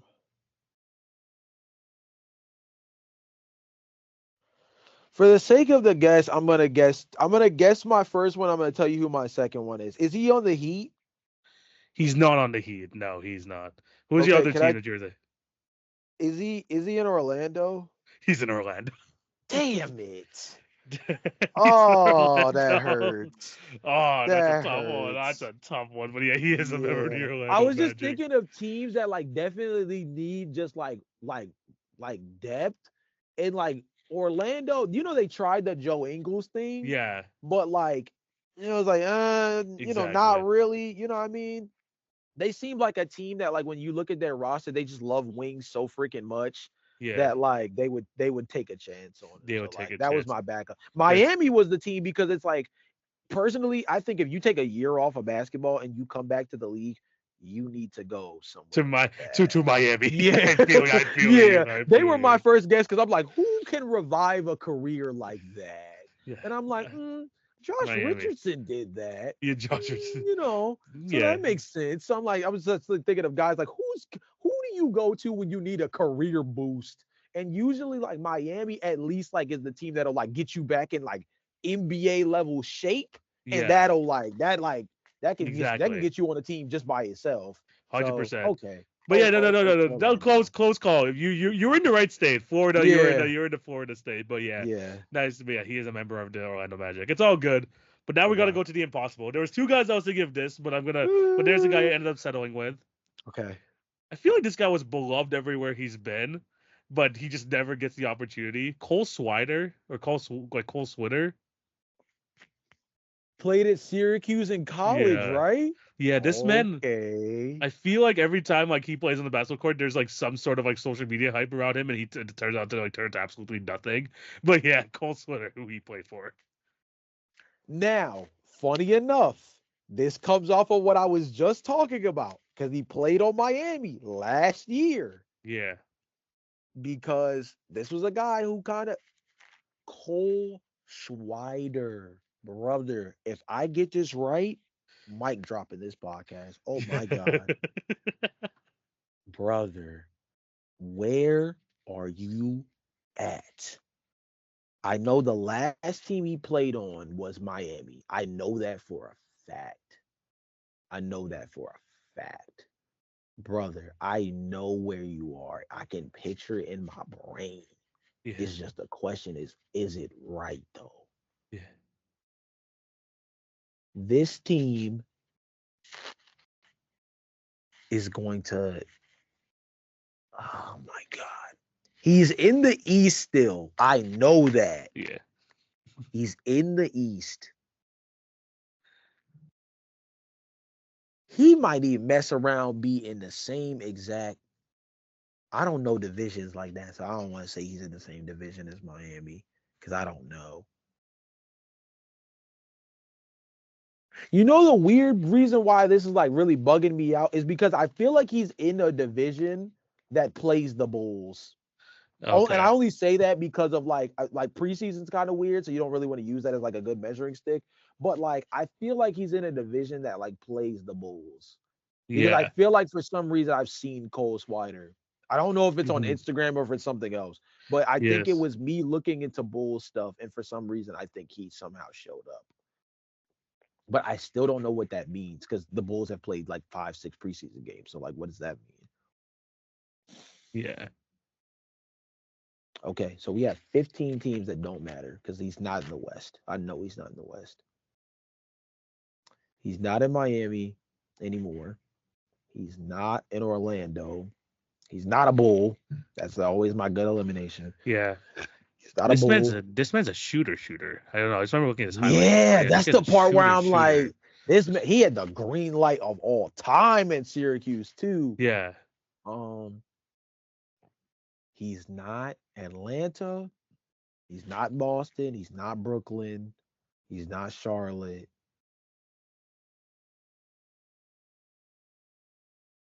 He, ooh, I said he's not Charlotte. Then I'm like, am he not? No, I think he's not.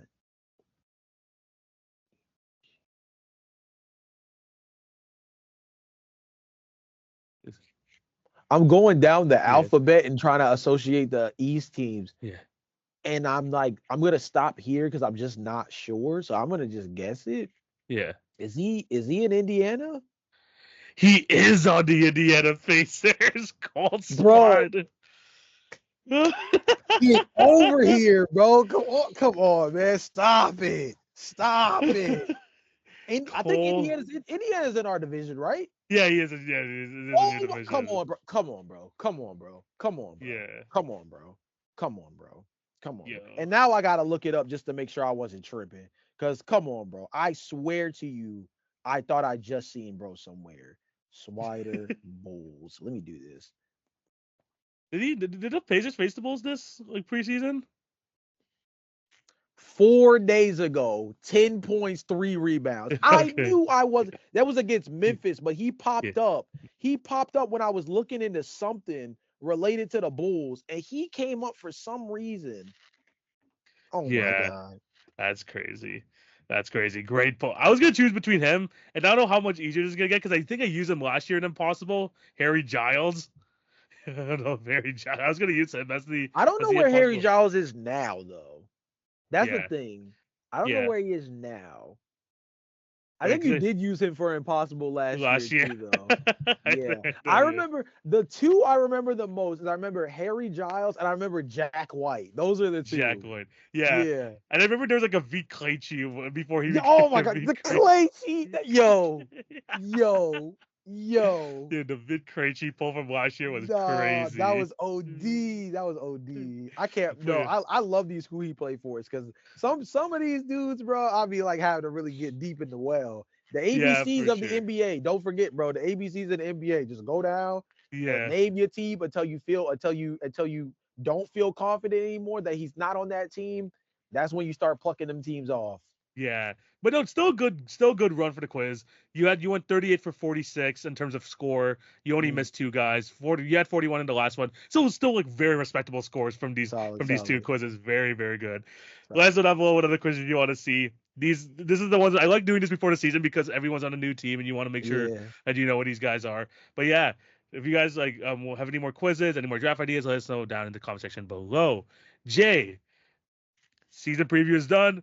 We're about to go to the NBA season. It's been a fantastic episode. Thank you guys for watching. What do you have to tell these beautiful people before we sign out? Well, people, there's a couple things I have to go down the list. First of all, um, the NBA Daily Picks Challenge is coming back. Holy Yes. cow. It's about that time. And we have real forfeits this year. Last year, we were kind of flirting with forfeits. This year, we got a couple of interesting things, and they all are going to be featured on the Hit Your Free Throws Pod, Instagram, Yes. TikToks, and social medias across the board. So make sure that you follow those for the sake that if you want to see us suffer for our picks being bad, there's only few places you can go to find that. Yes. Because we're gonna be, like I said, these are all gonna be documented this time. Not only are we keeping score, but every single month we are gonna have a forfeit that pairs with whoever is in the lead for at that moment. Whoever wins that month is safe. The loser of that month has to do the forfeit, and at the end of the year, the overall record will be tallied up, Yeah. and the overall loser is going to have one hell of a forfeit. And all of this is going to be documented throughout the course of the entire regular season. So stay Yeah. tuned for that. And the WNBA season is almost over. As of the next time we'll be recording, we will have a WNBA champion. Go Minnesota Lynx. I'm Yeah. gonna be the guy that goes anti here because I know that Yeah. everybody is picking New York. I'm taking Liberty. Um, Liberty are my team. so I'm taking Minnesota in this one. We're able to survive game 4. Love that for us. But we'll know who the winner is by the next time that you guys hear our voice, and we'll definitely be discussing that. Yes. And kind of outside of that, man, I am just really excited for this upcoming season. TV kind of alluded to all the moving parts across the league, but we've got a bunch of different content coming, got different content ideas. TV kind of alluded to it at the top of the show that we already Okay. have guests in Yes, in mind. mind. Yeah. Like there are a lot of different things that are going to be coming, and I'm really excited because dude, not only is it our first, first full year of like locking in Yeah. on basketball across the board, men's, women's, college prospects, like all of that stuff, but Yeah. also like this is easily the most open year of NBA basketball I've ever covered since starting podcasting. It's gonna be an absolutely insane year. We already talked about how like good these teams have improved, and there's gonna be so many like watchable teams this year, which is gonna make us even lock more into the NBA season this year. So Yeah. it's gonna be absolutely fantastic, and you're gonna be able to follow along throughout the entire season on the Hit Your Free Throws Pod. So make sure you check out our YouTube or Instagram. Our page is down below. If you want to follow along with some extra content, our page is down below, like in the TV on basketball routine jumpers, like Knockdown J. We're gonna be posting content throughout the season. Yeah. And again, check out all of all our stuff, and of course the Hit Your Free Throws page for daily NBA content. It's gonna be fantastic this year. But yeah, thank you guys for watching this or listening to this episode. Hope you all have a fantastic day. This is TV. This is Jay. We're signing out. Peace.